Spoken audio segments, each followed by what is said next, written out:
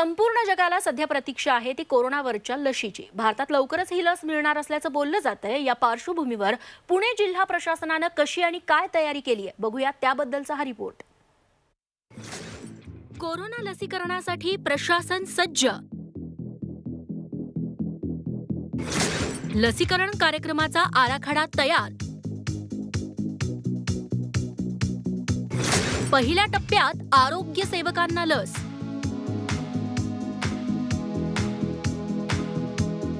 Corona लसीच्या वापरासाठी आपत्कालीन परवानगी मिळावी यासाठी फायझर, सिरम इन्स्टिट्यूट आणि भारत बायोटेक या 3 कंपन्यांनी अर्ज केले।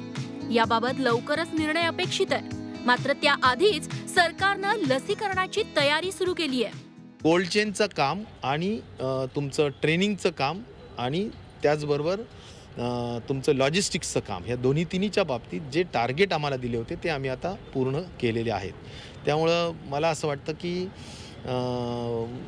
केंद्र शासनाकडे आता ह्या सगळ्या बाबतीत डोळे लागलेले आहेत की त्यांनी जर परवानगी दिली तर पुढील काम आपल्याला करता येऊ शकतं। पुणे जिल्ह्यात लसीकरण मोहीम राबवण्यासाठी कृती गट स्थापन करण्यात आलाय।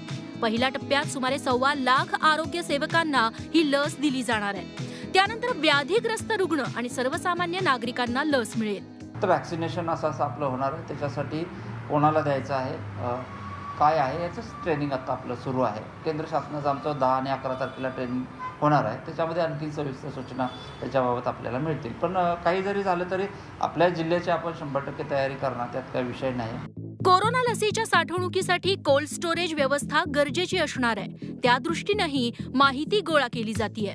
आपले पुण्याच्या एरियामध्ये क्योंकि आपला इंडस्ट्रियल झोन आहे, इथे खूप सारे असे युनिट आहे ज्यांच्याकडे कोल्ड स्टोरेज फॅसिलिटी आहे जो रेंटलवर आपण घेऊ शकतो। तो असं वेगवेगळे आमचे ऑप्शन्सवर आमचा शोध चालू आहे।